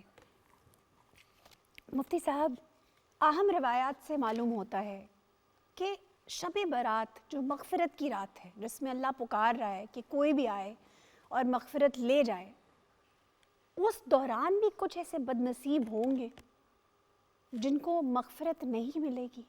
اللہ اکبر. وہ کون ہوں گے، ان کی صفات کیا ہیں، اور ہم کیسے خود کو بچا سکتے ہیں ان لوگوں میں شامل ہونے سے؟ جس رات میں ایک مغفرت کا، بخشش کا، رحمت کا سمندر موجزن ہے، واہ، تو وہ تو پھر بڑا ہی بدبخت اور بد نصیب ہوگا کہ اس سے فیضیاب ہونے سے محروم ہو جائے. وہ کون ہوگا؟ میں نے پہلے اپنی گفتگو میں اس جانب اشارہ کیا تھا کہ حدیث کے اندر کچھ طبقات ایسے ہیں یا کچھ جرائم ایسے ہیں جی، کہ جو اس جرم کا مرتکب ہوتا ہے، اس گناہ کا مرتکب ہوتا ہے، تو یہ جو روٹین میں مغفرت عامہ چل رہی ہوتی ہے اور مغفرت کے اور بخشش کے پروانے تقسیم کیے جا رہے ہوتے ہیں، ان کو نہیں دیا جاتا. وہ بندہ ہے جو شرک میں مبتلا ہو، مشرک کسی، کیونکہ اللہ تبارک و تعالی ان اللہ لا یغفر ان یشرک بہ ویغفر ما دون ذلک لمن یشاء. یہ کیٹاگوریکل اللہ تبارک و تعالیٰ نے قرآن میں حکم نازل فرما دیا کہ اللہ شرک کو کبھی بھی معاف نہیں فرماتا. شرک کبھی بھی اللہ معاف نہیں فرمائے گا. شرک کے علاوہ اللہ تبارک و تعالیٰ جو گناہ جس کے لیے چاہے اس کو بخش دے. لہذا ایک تو ہر قسم کے شرک سے بچنا ہے، ہر ایک قسم کے شرک سے بیزاری کا اظہار کرنا ہے، اپنے آپ کو بھی اپنی نسلوں کو بھی شرک کے شائبے سے بھی بچانا۔ مفتی صاحب ہر قسم کے شرک پہ ذرا تھوڑی سی مطلب اس کی بہت ساری تفصیل ہے۔ مثال کے طور پر توحید، شرک کا جو مد مقابل ہے وہ توحید ہے، جی تو وہ توحید فی الالوہیت ہے، توحید فی الربوبیت ہے، توحید فی الاسماء والصفات ہے، توحید فی التحریم ہے، توحید فی الاحکام ہے، تو یہی شرک کی اقسام ہے۔ واہ واہ واہ، تو اب یہ اتنا نالج حاصل کرنا تو بینگ مسلم ہمارے اوپر فرض فرض ہے، ہے بالکل۔ بنیادی یہ مبادیات کا علم ہے، لہذا اس کو ہمیں اس جانب بھی توجہ کرنی چاہیے۔ تو ریاکاری کو بھی شرک کہا گیا، مثال کے طور پر دکھلاوا، جب آپ کوئی بھی عبادت کر رہے ہیں تو نیت اگر یہ آ جاتی ہے کہ مجھے کوئی دیکھ رہا ہے، اور دنیا کو تو دکھانے دنیا کو دکھانے کو لیے کوئی بھی دیکھ رہا ہے، کوئی میری واہ واہ کرے گا تو یہ بھی شرک، اس سے بھی بچنا ہے۔ دعا کو خالص اللہ کے لیے کرنا ہے، عبادت کو خالص اللہ کے لیے کرنا ہے، تو اس میں کسی اور کو شامل کریں گے تو شرک ہو جائے گا۔ تو شرک ہے، مشرک جو ہے نہیں بخشا جاتا، ٹھیک۔ کاہن اور نجومی نہیں بخشا جاتا، جو آنے والے وقت کو جو پروڈکشن کرتے ہیں ستاروں کو دیکھ کر، اور جو وہ کرے یا ان کے پاس جائے واہ اور اس کو فائنل سمجھے، بس نہیں کیا سپورٹیو اگر کوئی چلا جاتا ہے کسی سے سیکھتا ہے، یا ازراہ تفنن چلا جاتا ہے، لیکن اس کا ایمان یہ ہے کہ فائنلی وہی ہوگا جو اللہ تبارک و تعالیٰ چاہے گا، واہ، اور یہ ستارے اور یہ کچھ نہیں کر سکتے، تو بس پھر علم وہ اس ہے زمرے میں محض، نہیں آتا۔ بس صرف علم ہے۔ ہاں اگر اس کو وہ حرف آخر سمجھتا ہے اور یقینی اور حتمی سمجھتا ہے، بطور اعتقاد عقیدہ رکھ کے جاتا ہے، تو پھر ظاہر بات ہے وہ بھی نہیں بخشا جائے گا۔ اسی طرح مشاہن، یہ وہ ہے کینہ پرور، جو اپنے سینے میں لوگوں کے لیے بغض رکھتا ہے، واہ واہ، اناد رکھتا ہے، اور اس کو وہاں جگہ دے لیتا ہے مستقلاً، یعنی وہ معاف کرنے کا خوگر نہیں ہے، نفرت کرنے والا، نفرت کرنے والا ہے، غصہ اپنے اندر رکھ لیتا ہے، لوگوں کے خلاف جو ہے وہ کینہ اور بغض پالتا ہے۔ جو آج کل ہمارے ہاں ہر دوسرے شخص کا بے کام ہے۔ شک ایسا ہی ہے، اسی لیے تو کہا گیا، اسی لیے تو اس کو سزا کے طور پر یہ کہا گیا ہے کہ جب اتنی مغفرت عام ہے تو یہ نہیں بخشا جائے گا۔ کینہ پر لہذا اپنے سینے کو کینے سے محفوظ کیجئے، صاف، لوگوں کو معاف کرنا سیکھیے۔ واہ واہ جب ابھی ڈاکٹر صاحب نے پہلے بات کہی تھی نا کہ آپ معاف کریں گے تو آپ کا رب بھی آپ کو معاف کرے گا، واہ واہ، تو آپ معاف کرنا سیکھیے، لوگوں کی غلطیوں کو نظر، من ستر مسلمان سترہ اللہ یوم القیامہ، حدیث شریف میں کہا گیا کہ جو اپنے کسی مسلمان بھائی کے کسی عیب پر پردہ ڈالتا ہے، اللہ اس کے عیبوں پر پردہ ڈال دے گا۔ اسی طرح جو بندہ اپنے ماں باپ کا نافرمان ہے، تو ماں باپ کی نافرمانی یہ اتنا بڑا جرم ہے کہ اللہ تبارک و تعالیٰ یہ بھی توبہ کے بغیر ہرگز معاف نہیں کرتا۔ اللہ نے اپنی عبادت کے بعد اور شرک سے بچنے کے بعد قرآن میں سب سے پہلے جس بات کو رکھا ہے وہ ماں باپ کے ساتھ صلہ رحمی اور احسان کرنے کو رکھا ہے۔ یہ اتنی اہمیت کی حامل بات ہے۔ تو اگر کوئی اس جرم میں مبتلا ہے تو وہ بھی توبہ کرے صدق کے دل سے۔ اسی طرح اگر کوئی شخص تکبر کرتا ہے، تکبر کرنے والا، کیونکہ تکبر اور کبریائی جو ہے یہ اللہ کی شان ہے، اللہ فرماتا ہے یہ میری چادر ہے، واہ، کوئی اس کو اگر اوڑھنے کی کوشش کرتا ہے تو پھر پھاڑ دی جاتی ہے، اس کے مطلب وہ اللہ کے مد مقابل آ کے کھڑا ہوا ہے۔ اور کس بات پہ تکبر ہے، کس چیز پہ تکبر ہے، حیثیت کیا ہے۔ اسی طرح جو بندہ عادی شرابی ہے، اب میں نے ایک دفعہ شاید اسی جگہ پر ٹرانسمیشن میں کہا تو بعد میں مجھے کہا جی یہ عادی شرابی کا کیا مطلب ہے؟ تو بھائی عادی شرابی کا مطلب یہی ہے کہ اگر کوئی کسی غلطی سے کبھی کسی جگہ پھنس کے پی لیا، اس نے توبہ کر لی تو وہ عادی شرابی نہیں ہے۔ اسی طرح عادی زناکار وہ بھی نہیں بخشا جاتا۔ تو یہ وہ جرائم ہیں جن کی مغفرت نہیں ہے، لیکن صورت وہی ہے جو میں نے پہلے عرض کی تھی، اگر صدق کے دل سے توبہ کر لے، اور توبہ کا مطلب ہے پہلے ایڈمٹ کرے، سبمٹ کرے، اپنے آپ اپنے گناہ کا اعتراف کرے اور آئندہ نہ کرنے کا عہد کرے، اور رب کی بارگاہ میں اس گناہ پر ندامت، شرمندگی کے آنسو بہائے، روئے، گڑ گڑائے، اور آئندہ اس پر استقامت اختیار کرنے کی کوشش کرے توبہ پر۔ تو یہ توبہ ہے، ایسی توبہ کر لے تو اللہ تبارک و تعالیٰ معاف فرمائے۔ کیا بات ہے ڈاکٹر صاحب، توبہ کا ایک بہت بڑا مقام ہے، لیکن توبہ تو ہر وقت اور کسی بھی وقت کی جا سکتی ہے۔ کچھ لوگ یہ ڈیبیٹ کرتے پائے جاتے ہیں کہ صرف ایک ہی رات میں کیوں توبہ کی جائے، تو اس پر جو نصیحت آئی ہے اس رات میں توبہ کرنے پر، اس پہ ذرا وضاحت کیجیے۔ جگہیں اور وقت، ان کی اہمیت سے انکار ممکن نہیں ہے۔ ایک فرد یہاں مسجد میں نماز پڑھتا ہے، ایک فرد جا کے تو کعبۃ اللہ میں اس کے سامنے وہاں نماز ادا کرتا ہے، تو اجر و ثواب میں بڑا فرق ہے۔ بہت فرق۔ اسی طرح سے جو زماں ہے، عام دنوں میں روزہ رکھا جا رہا ہے اور ایک رمضان کا روزہ رکھا جا رہا ہے،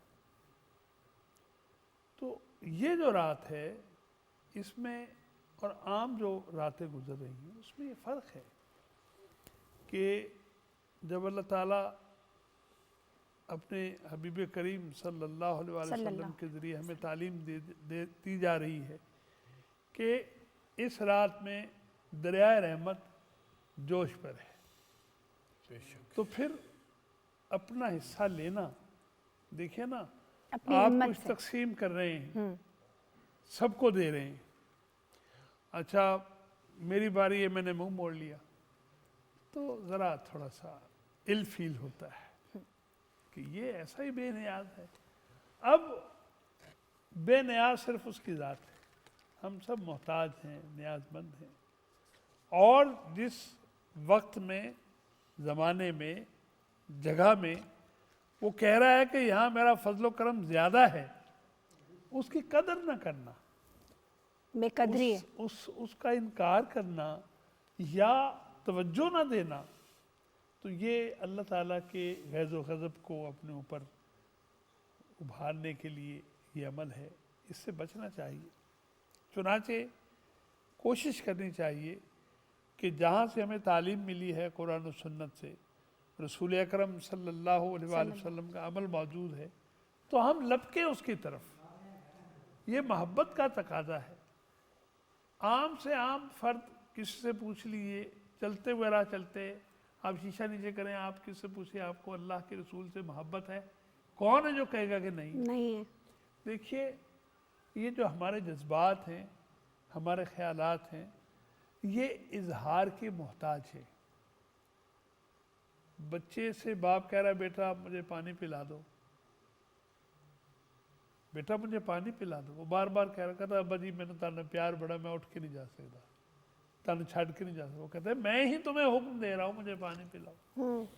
تو یہ جو اظہار محبت ہے نا جی، کہ کہتے رہنا، زبان سے کہہ بھی دیا لا الہ تو کیا حاصل، دل و نگاہ مسلمان نہیں تو کچھ بھی نہیں۔ واہ واہ واہ۔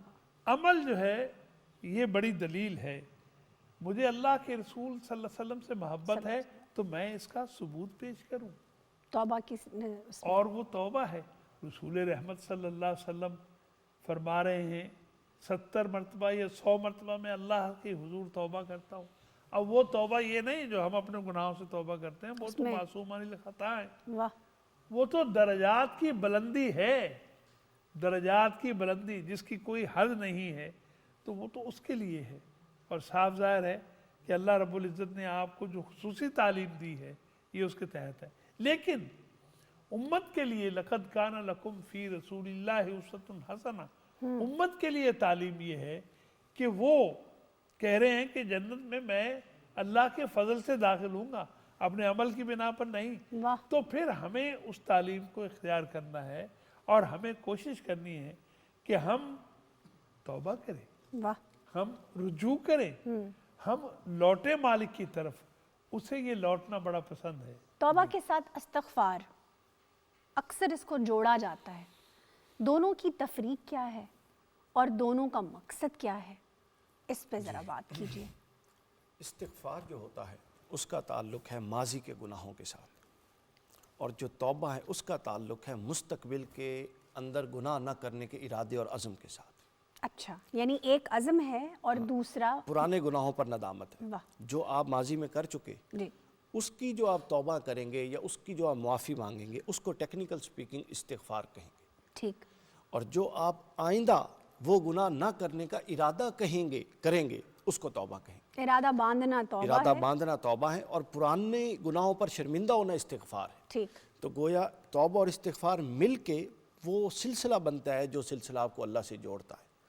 آپ اللہ کی بارگاہ میں جاتے ہیں اور کہتے ہیں کہ باری تعالیٰ میں نے یہ کیا، یہاں سے ہے آپ کا اعتراف۔ اعتراف کے بغیر اللہ کا دروازہ نہیں کھلتا۔ ہدایت اتنی سستی نہیں ہے کہ ہر ایک کو دے دی جائے جو پہنچا ہی نہیں اور دستک بھی نہیں دے رہا اللہ اس کو دے دے، یہ نہیں۔ قرآن نے فرمایا اہدنا الصراط المستقیم، ہدایت کی دعا مانگو، سکھائی خود کہ مجھ سے مانگو، واہ، ٹھیک ہے نا۔ تو لہٰذا یہ ایسی شے نہیں ہے کہ جو دستک دینے کے لیے بھی نہیں آیا اس کو بھی دے دی جائے، تو یہ دستک کا منتظر ہے۔ حضرت بایزید، حضرت امام حسن بصری اور حضرت رابعہ بصریہ کا مکالمہ ایک بڑا زبردست ہے، تصوف کی کتابوں میں آیا ہے کہ وہ بتا رہے تھے کہ اللہ کا دروازہ اس وقت کھلتا ہے، اس وقت جایا کرو، حضرت امام حسن بصری اس وقت جایا کرو۔ تو حضرت رابعہ بصریہ اس مجلس میں تھی اور وہ بہت بڑی عارفہ تھی، انہوں نے کہا حسن بصری تم جو اوقات بتا رہے ہو مجھے وہ وقت بھی بتاؤ جس وقت وہ بند ہوتا ہو۔ واہ واہ واہ، کھلنے کا وقت تو اس کا بتایا جاتا ہے جو جس کے بند ہونے کا بھی کوئی وقت ہو، وہ تو بند ہی نہیں وہ تو کرتا۔ بند ہی نہیں کرتا، تو کھولنے کا کیا معنی ہوا؟ کھولنے کا کوئی معنی نہیں، وہ کھلا ہوا ہی ہے، لیکن شرط یہ ہے کہ آپ اس تک پہنچے، دستک دیں۔ دستک دیں۔ تو لہٰذا اب شے مطلوب یہ ہے کہ آپ ماضی کے گناہوں پر اعتراف کریں کہ مولا میں مانتا ہوں مجھ سے غلطی ہوئی، شرمندگی۔ ربنا ظلمنا انفسنا، باری تعالیٰ میں نے اپنے جان پر ظلم کیا، ظلمنا انفسنا وَإِن لَمْ تَغْفِرْ لَنَا، اگر تو نے مجھے نہ بخشا اور میرے اوپر اپنی رحمت نہ کی، لَنَكُونَنَّ مِنَ الْخَاسِرِينَ، تو میں یقیناً نقصان اٹھانے والوں میں سے ہو جاؤں گا۔ یہ ہے ماضی کے گناہوں کو ان کی معافی مانگنا، یہ استغفار ہوتا ہے، اور مستقبل میں میں گناہ نہیں کروں گا، میں باری تعالیٰ پکا ارادہ کرتا ہوں، اس کو توبہ کہتے ہیں۔ اب توبہ جو ہے اس کے اندر 3 درجے ہیں رجوع کے، یعنی اگر ہم بڑے سینیریو میں دیکھیں تو 4 درجے ہیں۔ پہلا درجہ تو یہ ہے کہ اگر کوئی اللہ کا ہی منکر ہے یعنی اسلام سے خارج ہے تو وہ توبہ کا پہلا درجہ یہ ہے کہ اسلام میں داخل ہو جائے۔ ٹھیک، اب ہم اپنے حالات ڈسکس کرتے ہیں جو کہ بائی برتھ مسلمز ہیں، جی، ہم اصلاً حکمی مسلمان ہیں، حقیقی مسلمان نہیں ہیں۔ نہیں، بطور مسلمان کے گھر پیدا ہونے پر ہم پر جو احکام جاری ہوئے ہیں وہ مسلمان کے ہیں، لہٰذا حکمی مسلمان ہیں۔ حقیقی مسلمان کون ہے یہ اللہ جانتا ہے، اعمال سے اتنے نہیں ہم مضبوط نظر آتے۔ اچھا، اب اس میں درجہ ہے، میرے نزدیک توبہ کا جو پہلا درجہ ہے وہ یہ ہے کہ جو مقام اللہ اور اس کے رسول کا آپ کی زندگی میں ہونا چاہیے اس پر آپ نے کس کو بٹھا رکھا ہے، آپ نے یہ دیکھنا ہے۔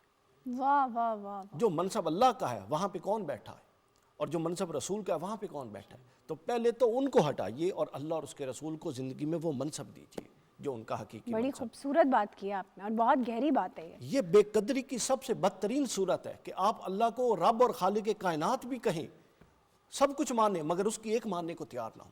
تو پہلی چیز یہ ہے کہ آپ اللہ اور اس کے رسول کو حقیقی منصب دیں۔ یہ جو اشفاق صاحب ہیں نا بڑی اچھی بات فرمایا کرتے تھے، وہ فرمایا کرتے تھے کہ اگر تم نے یہ دیکھنا ہے کہ اللہ کے ہاں تمہارا کیا منصب ہے تو یہ دیکھ لو کہ تمہاری زندگی میں اللہ کا کتنا دخل ہے۔ کیا بات ہے، اگر تمہارے فیصلوں میں اللہ رسول کی کوئی دخل اندازی نہیں ہے، تم مادر پیدر آزاد تصور سے فیصلے کرتی ہو کہ کہیں جواب دہ نہیں ہو، جو لذات اور جو مفادات کی بنیاد پر فیصلے، تو پھر اتنی ہی ویلیو تمہاری اللہ کی نظر میں ہے۔ تو اب دوسرا ایک درجہ یہ ہو گیا، دوسرا درجہ یہ ہے کہ اگر اللہ اور اس کے رسول کو اس جگہ پہ بٹھایا ہوا ہے، اس کے احکام مانتے ہیں، تو پھر اپنے اعمال میں روح پیدا کریں۔ ہمارے اعمال کے اندر وہ روح خالص نکل چکی ہے اور عمل عادت بن گیا ہے۔ ٹھیک، اگر عمل میں اللہ آ جائے، عادت میں اللہ آ جائے تو عبادت بن جاتی ہے، واہ واہ، اور عبادت سے اللہ نکل جائے تو عادت بن جاتی ہے۔ کیا بات، عادت میں اللہ آ جائے تو عبادت ہے، جی، اور عبادت سے اللہ نکل جائے تو عادت ہے۔ تو ہم یہ سب عادات کرتے ہیں، اس کے اندر اللہ کی رضا کو داخل کرنا ضروری ہے تاکہ یہ صحیح معنوں میں عبادات رہیں۔ اور آخری چیز پھر یہ ہے کہ گناہوں سے نیکی کی طرف رجوع کر دینا۔ پلٹیے اپنے رب کی طرف، پلٹیے توبہ کی طرف، استغفار کی طرف، درود کی طرف، اور ہم چلتے ہیں امین الدین توقیر الدین کی طرف۔ آپ ہمیں کوئی کلام سنائیے۔ اے ختم رسل مکی مدنی، اے ختم رسل مکی مدنی، کونین میں تم سا کوئی نہیں، کوئی نہیں، اے ختم رسل، اے ختم رسل مکی مدنی، اے ختم رسل مکی مدنی، کونین میں تم سا کوئی نہیں، کونین میں تم سا کوئی نہیں، اے نور مجسم تیرے سوا، اے तेरे सिवा महबूब खुदा का कोई नहीं, कोई नहीं है ख़त्मे रुसूल। सल्ले अला, सल्ले अला, सल्ले अला या मुस्तफ़ा। ओ साफ तो सबने पाए हैं, ओ साफ तो सबने पाए हैं, पर हुस्न सरापा कोई नहीं, पर हुस्न सरापा कोई नहीं। आदम से जनाबे ईसा तक, आदम से जनाबे ईसा तक सरकार के जैसा कोई नहीं, कोई नहीं है ख़त्मे रुसूल। सल्ले अला, सल्ले अला, सल्ले अला या मुस्तफ़ा। ये शान तुम्हारी है आका, ये शान तुम्हारी है आका। तुम अर्श परी तक पहुँचे हो, तुम अर्श परी तक पहुँचे हो। ज़ीशान नबी है सब लेकिन ज़ीशान नबी है सब लेकिन, मेराज का दूल्हा कोई नहीं, कोई नहीं है ख़त्मे रुसूल। खैरात मोहम्मद से पाकर जिस नाज से कहते हैं मंगते, खैरात मोहम्मद से पाकर जिस नाज से कहते हैं मंगते, खैरात मोहम्मद से पाकर जिस नाज से कहते हैं मंगते। दुखियों पे करम करने वाला सरकार से अच्छा कोई नहीं, कोई नहीं, कोई नहीं। ख़त्मे रुसूल मक्की मदनी है ख़त्मे रुसूल। सल्ले अला, सल्ले अला, सल्ले अला या मुस्तफ़ा। दिल किसको दिखाए चीर के हम, दिल किसको दिखाए चीर के हम। इसियाँ का मदावा कौन करे, इसियाँ का मदावा कौन करे। ऐ रहमत आलम तेरे सिवा, ऐ रहमत आलम तेरे सिवा। दुखियों का मदावा कोई नहीं, कोई नहीं है ख़त्मे रुसूल मक्की मदनी है ख़त्मे रुसूल मक्की मदनी है ख़त्मे रुसूल। शब मग़फ़िरत, शब बारात, उसकी बहुत सी हमने परतें खोली हैं। मुफ्ती साहब, इबादत के हवाले से वैसे तो पूरी रात ही इबादत की रात है, लेकिन अगर कोई शख्स अपनी रात को मुख्तस करना चाहे, कैसे और क्या इबादत करनी चाहिए उस रात में, और आपका पैगाम हम चाहेंगे क्योंकि ये आखिरी स्पेल है। बुनियादी बात यह है कि इबादत में तरजीह क्या होनी चाहिए, वो तो आप अपने मिजाज, अपने टाइम के हिसाब से तरजीह मुतय्यन कर सकते हैं। उसमें कुरान की तिलावत है, उसमें दुरूद पाक का वजीफ़ा है, उसमें नवाफ़िल हैं, उसमें दीन सीखना है, उसमें मुनाजात है, उसमें इस्तिग़फ़ार है। ये सारी इस रात की इबादत है। जिसके पास जितना टाइम हो वो उतना ही टाइम अल्लाह रसूल की बारगाह में खुशू व खुजू के साथ गुजारे। لیکن جو بات سمجھنے کی ہے وہ یہ ہے کہ اس رات کو ضائع مت کیجیے. واہ. یہ جو اللہ کی رحمت آپ کو آوازیں دے رہی ہے، فضول کاموں میں موبائل پہ بیٹھ کے ٹک ٹاک پہ، فیس بک پہ، واٹس ایپ پہ، ٹویٹر پہ، یہ رات ضائع کرنے والی نہیں ہے. ٹھیک. اس رات کو آپ اہتمام کیجئے اور اس صدا پر کان دھریے جو غروب آفتاب سے مسلسل آ رہی ہے. واہ. اپنے گھروں کا جائزہ لیں. آپ کے گھر میں پہلے تو وہ چیزیں اگر پڑی ہیں جو رحمت کے فرشتوں کو نہیں آنے دیتی، تو خدا کے لیے اسے تو ریموو کیجئے. اور اس کے بعد اپنے بچوں کو، اپنی فیملی کو یہ احساس دلائیں، بتائیں کہ آج کی رات کون سی رات ہے. اہتمام کیا جائے. اہتمام کریں، گھر کی صفائی ستھرائی کریں، کمرہ تیار کریں. مسجد میں مرد حضرات جاتے ہیں، فرائض پڑھیں وہاں بھی، لیکن نوافل گھر میں پڑھنا زیادہ اولا ہے. اللہ کے پیارے نبی صلی اللہ علیہ وسلم نے فرمایا گھروں کو قبرستان نہ بناؤ. بچوں کی ترغیب بھی اس پہ ہوتی ہے، لہذا اپنے گھر میں بیٹھے اور وہاں بیٹھ کے پھر آپ درود شریف اجتماعی طور پر پڑھیں، وہاں آپ قرآن کی تلاوت کریں، وہاں آپ دین سیکھیں اور سکھائیں اپنی اولاد کے سامنے، اور وہاں ان سے نعتیں پڑھوائیں.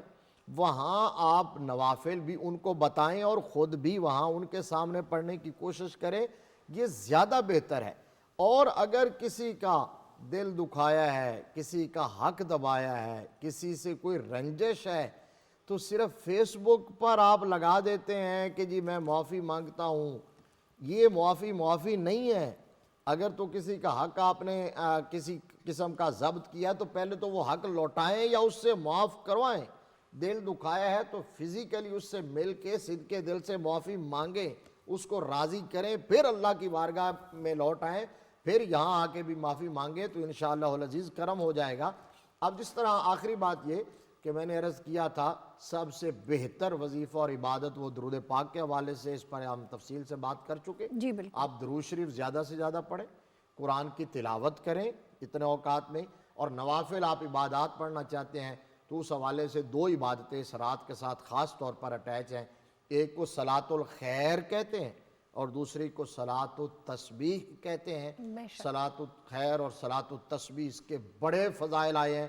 صلاۃ التسبیح 300 مرتبہ سبحان اللہ والحمد للہ ولا الہ الا اللہ واللہ اکبر، یہ ہم نے پڑھنا ہوتا ہے 4 رکعتوں میں. نفلوں کی 4 رکعتیں، ہر رکعت میں 75 مرتبہ، پہلے 15 مرتبہ پھر 10 مرتبہ. اکثر جانتے ہیں، ائمہ خطباء بتا دیتے ہیں، ان سے پوچھ لیں، چھپے ہوئے بھی مل جاتے ہیں. صلاۃ التسبیح کے بارے میں حضور صلی اللہ علیہ وسلم نے اپنے چچا کو یہ کہا تھا کہ کوشش کیجئے ہر روز پڑھیں، نہیں تو ہفتہ بعد، نہیں تو مہینہ بعد، نہیں تو سال بعد. اگر یہ بھی نہ ہو سکے تو زندگی میں ایک بار ضرور پڑھنے کی کوشش کریں. یعنی اتنی اہم عبادت ہے کہ کہا گیا ہر دن پڑھیں، ہر رات پڑھیں. لہذا آج کے اس موقع پر صلاۃ التسبیح پڑھیں. صلاۃ الخیر جو ہے وہ 100 رکعت نماز نفل ہیں، اور نوافل اس میں روٹین کی ہی نیت ہے، اور اسی طرح سورہ فاتحہ اور سورہ اخلاص ہے. لیکن اگر کوئی 100 پورے کر لیتا ہے تو اس کا انعام حدیث میں یہ ذکر کیا گیا کہ اللہ تبارک و تعالیٰ اس کے لیے 100 فرشتوں کی ڈیوٹی لگاتا ہے. 30 فرشتے اس کو رحمت کی بشارت دیتے ہیں. کیا بات. 30 فرشتے اس کو عذاب سے محفوظ رہنے کی گارنٹی دیتے ہیں.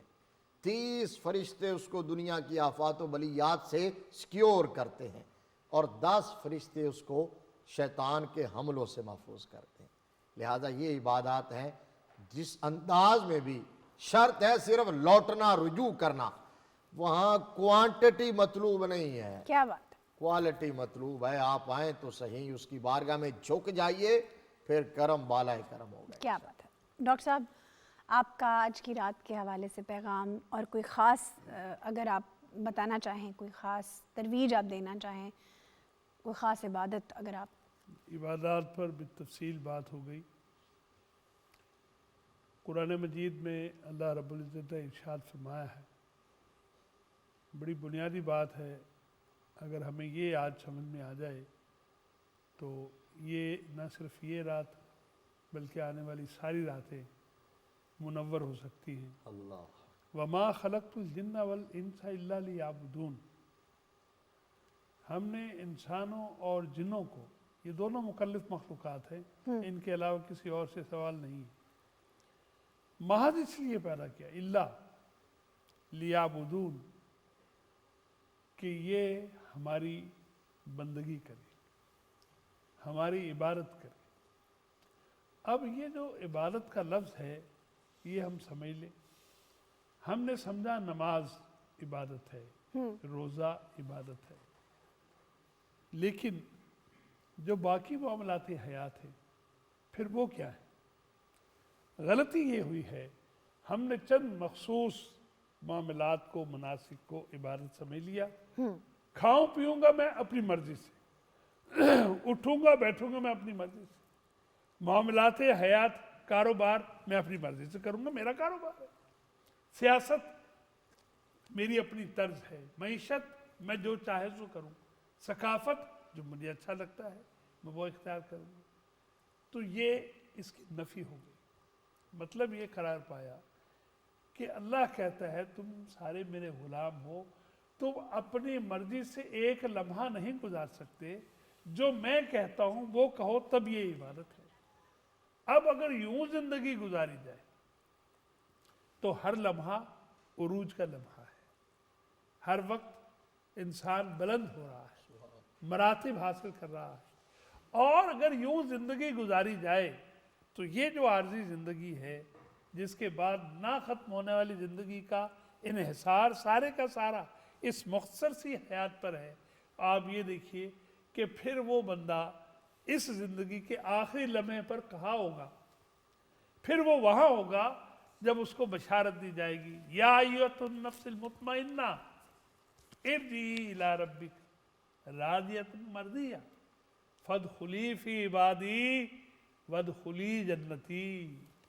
اے وہ نفس مطمئنہ جو رب کی رضا پر مطمئن ہو گیا، ساری عمر ایک خاص طرز پر گزار دی، آؤ میرے بندوں میں داخل ہو جاؤ، میری جنتوں میں داخل ہو جاؤ۔ کیا بات ہے، آؤ ہماری طرف۔ آپ کا کیا پیغام ہوگا ڈاکٹر صاحب؟ عبادات کے حوالے سے بھی مفتی صاحب نے بتا دیا، اس میں صرف میں ایک پہلو ایڈ کر دیتا ہوں کہ قرآن مجید کو کثرت سے پڑھیں اور دین کے احکام سیکھیں، بنیادی فرائض اور واجبات ہمارے لوگوں کو نہیں آتے۔ دوسرا، نوافل کی بھی بے شک اپنی فضیلت ہے، لیکن ہر شخص کے کچھ نہ کچھ نمازیں قضا ہیں، ان پر فوکس کریں، وہ زیادہ اولیٰ ہے کہ آپ نفل پڑھیں، وہ تو پڑھیں گے تو ثواب، نہ پڑھیں گے تو گناہ نہیں، لیکن جو فرض قضا ہوا ہے اس کا ادا بہرحال ضروری ہے ورنہ جواب دہی۔ تو لہٰذا فرض نمازوں کی قضا کریں جتنی ہو سکے۔ بہت خوبصورت بات کی آپ نے کہ فرض نمازوں کی اور اپنے فرائض کی قضا ادا کریں، قضا ادا کریں جی، بجائے اس کے کہ آپ کو اضافی کام مل جائے۔ اور تیسرا اور آخری بات اور جو پیغام ہے وہ یہ ہے کہ یہ صفائی کی رات ہے۔ آپ کے 3 مقامات ہیں اللہ نے دیے، ایک دماغ ہے جس کے اندر فکر اور سوچ پلتی ہے، ایک دل ہے جس کے اندر میلانات اور رجحانات پلتی ہیں، اور ایک نفس ہے جس میں خواہشات پلتی ہیں۔ آپ نے ان تینوں کو صاف کرنا ہے۔ اگر یہ وہ حسب سابق گندہ رہیں گی اور آپ اس رات سے اور پتہ نہیں اس طرح کی کتنی راتوں سے گزر جائیں گے تو کوئی فرق نہیں پڑنے والا۔ وہ جس طرح کہا جاتا ہے نا، زمین جنبت نہ جنبت کل محمد، وہ زمین ہی ہلے تو ہلے، ہم ہلنے والے نہیں ہیں اپنی جگہ۔ یہ کیسے ممکن ہے کہ آپ اتنے سمجھدار ہیں کہ ایک گندے برتن میں دودھ نہیں لیتے، تو اللہ سے آپ کیا امید کر رکھے ہیں کہ وہ گندے قلب کے اندر اپنا نور اور اپنی ہدایت ڈال سکتے؟ واہ واہ واہ واہ واہ، سوال ہی نہیں پیدا۔ امام شافعی کے شاگرد حضرت وکی، حضرت ربی امام شافعی کے پاس آتے، کہتے ہیں میں بھول جاتا ہوں، جو پڑھتا ہوں بھول جاتا ہوں۔ امام شافعی نے فرمایا گناہ چھوڑ دو۔ اب وہ بڑے حیران ہوئے کہ بھولنا ایک ذہنی ریاضت ہے اور یہ فرما رہے ہیں گناہ چھوڑ دو۔ تو امام شافعی نے فرمایا علم دین بیٹا نور ہوتا ہے، تو یہ جب تم کسب کرتے ہو، محنت کرتے ہو، تو وہ فار دا ٹائم بینگ آ جاتا ہے، لیکن اللہ اپنے نور کو وہاں ٹھہراتا ہے جہاں اس کا غیر اور گندگی نہیں ہوتی۔ جب وہ نور آتا ہے اور قلب میں غیر اللہ کو اور باطل خیالات کو اور گندے رجحانات کو پاتا ہے تو وہ واپس نکل جاتا ہے۔ حضرت ربی کہتے ہیں جب سے میں نے اپنے دل کو باطل خیالات سے پاک کیا، اس کے بعد ایک دفعہ پڑھی ہوئی چیز بھی مجھے نہیں بھولی۔ اسی طرح زبائی عزیز بستامی رحمۃ اللہ علیہ فرماتے ہیں کہ اللہ 70 دفعہ انسان کے دل کی طرف پلٹ کے دیکھتا ہے دن میں، اور جب اپنے غیر کو پاتا ہے تو وہ اس کو قیام گاہ نہیں بناتا، اور جب وہ پلٹ کے دیکھتا ہے اور دل میں اپنے سوا کچھ نہیں پاتا تو پھر وہ کہتا ہے کہ ہاں یہ دل ایسا ہے کہ اس میں ٹھہرا جائے۔ تو لہٰذا اپنے دماغ، اپنی سوچوں کو پاک کیجئے۔ ہم مفت کے الجھے ہوئے ہیں، مفت کا ہم نے ٹھیکہ لیا ہوا ہے، وہ کیا کر رہا ہے، وہ کیا کر رہا ہے۔ یعنی ایک تو ٹھیکہ ہوتا ہے نا جو کاروباری لوگ لیتے ہیں، اس کے پیسے آتے ہیں، ہمیں پیسے بھی نہیں آتے، ہمیں صرف فکریں آتی ہیں. صرف فکریں، وہ کیا کر رہا ہے، وہ کیا کر رہا ہوگا، چھوڑ دیجئے، کتنی عمر گزر گئی، کیا حاصل ہوا، آگے بھی کچھ حاصل نہیں ہونا، جو جس حال پہ ہے چھوڑ دیں. فکر کو صاف ستھرا کریں، اپنے آپ کو گرو کریں، پھر اپنے دل کو سوچیں، دل کے اندر باطل رجحانات کو ختم کریں، حسد، بغض، کینہ، اور پھر اپنی خواہشات کو مینیج کریں. اللہ نے ہر خواہش کی تکمیل کا ایک جائز رستہ رکھا ہوا ہے، بس اس رستے پر چلیں اور ان 3 کاموں کے ساتھ اللہ کی بارگاہ میں پیش ہو جائیں تو انشاءاللہ خیر ہو جائے. کیا خوبصورت بات. آپ سب نے ایک پریکٹیکل عبادت کا طریقہ، ایک ڈسپلن کا طریقہ کہ زندگی اور حیات کو کیسے اپنی عبادت بنانا ہے، اور ایک وہ کہ جس میں روح، قلب، دماغ اور آنے والے وقت کو صاف کر کے عبادت کرنا. کیا خوبصورت تفصیلی گفتگو رہی. آپ سب کا بہت بہت شکریہ اس پروگرام میں ہمارے ساتھ شریک ہوئے اور شب برات کے بارے میں اور شب مغفرت کے بارے میں اتنی تفصیل بیان کی. اب ہم چلتے ہیں امیر الدین توقیر الدین کی طرف اور ان سے کہیں گے کہ ہمیں کلام سنائیں. آپ دونوں کا بہت شکریہ، اور اس کے ساتھ ہی ہمارا پروگرام اختتام پذیر ہوگا. تاجدار حرم ہو نگاہ کرم، تاجدار حرم ہو نگاہ کرم، ہم غریبوں کے دل بھی سنور جائیں گے، حامی بے کساں، حامی بے کساں، کیا کہے گا جہاں، حامی بے کساں، کیا کہے گا جہاں، آپ کے در سے خالی اگر جائیں گے، تاجدار حرم، تاجدار حرم. کوئی اپنا نہیں غم کے مارے ہیں ہم، کوئی اپنا نہیں غم کے مارے ہیں ہم، آپ کے در پہ فریاد لائے ہیں ہم، آپ کے در پہ فریاد لائے ہیں ہم. ہو نگاہ کرم، ہو نگاہ کرم، ورنہ چوکھٹ پہ ہم، ہو نگاہ کرم، ورنہ چوکھٹ پہ ہم، آپ کا نام لے کے مر جائیں گے، تاجدار حرم، تاجدار حرم ہو نگاہ کرم، تاجدار حرم ہو نگاہ کرم، ہم غریبوں کے دل بھی سنور جائیں گے، تاجدار حرم، تاجدار حرم. میں کشوں آؤ مدینے چلے، میں کشوں آؤ مدینے چلے، میں کشوں آؤ مدینے چلے، آؤ مدینے چلے، آؤ مدینے چلے، آؤ مدینے چلے، اسی مہینے چلے، اسی مہینے چلے، آؤ مدینے چلے، آؤ مدینے چلے، میں کشوں آؤ مدینے چلے، چشم ساقی کوثر سے پینے چلے، چشم ساقی کوثر سے پینے چلے، یاد رکھو اگر یاد رکھو اگر اٹھ گئی نظر یاد رکھو اگر اٹھ گئی نظر جتنے خالی ہیں سب جام بھر جائیں گے تاجدار حرم تاجدار حرم آپ کے در سے کوئی نہ خالی گیا آپ کے در سے کوئی نہ خالی گیا آپ کے در سے کوئی نہ خالی گیا اپنے دامن کو بھر کے سنبھالی گیا اپنے دامن کو بھر کے سنبھالی گیا ہو حبیب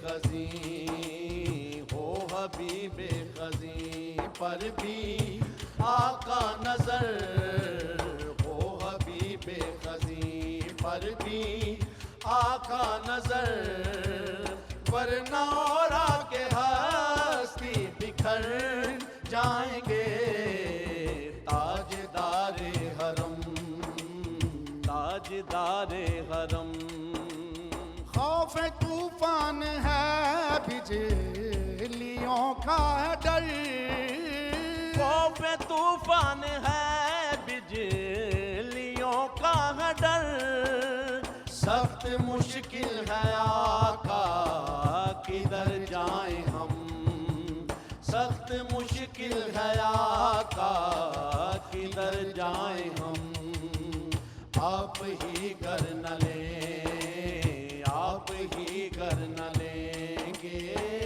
ہماری خبر آپ ہی گر نہ لیں گے ہماری خبر ہم مصیبت کے مارے کدھر جائیں گے تاجدار حرم تاجدار حرم نگاہ کرم ہم غریبوں کے دل بھی سنور جائیں گے حامی بے کساں حامی بے کساں کیا کہے گا جہاں حامی بے کساں کیا کہے گا جہاں آپ کے در سے خالی اگر جائیں گے تاجدار حرم تاجدار